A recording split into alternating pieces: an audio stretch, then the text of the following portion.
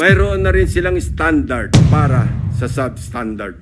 19 billion ang ibinuhos para sa flood control sa Nauhan. Ang Barangay Mulawin ay nakakuha ng 1.9 billion pesos. Sino kaya ang makapangyarihang funder sa Barangay Mulawin?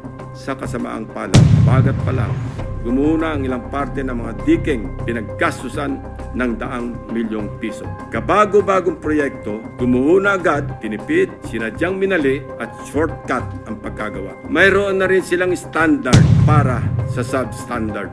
Barangay Tagumpay, 2.55 billion piso. Imbes na graba, buhangin at simento, buhangin ang laman ng structure na ito. Hindi rin daw di umano nasusunod ang dapat na lalim ng pagbabaon ng mga sheet piles na magiging suporta ng buong road dike. Ang Barangay Inarawan, umabo po ito ng 1.764 bilyong piso. Sa lahat ng proyektong nilaan sa Barangay Inarawan, tanging ang SunWest Incorporated ang nakakopo ng mga proyekto.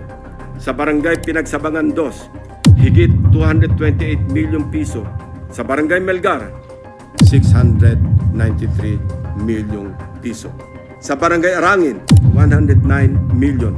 Umaapaw ang pondo pero lubog pa rin sa baha ang mga nauhenyo.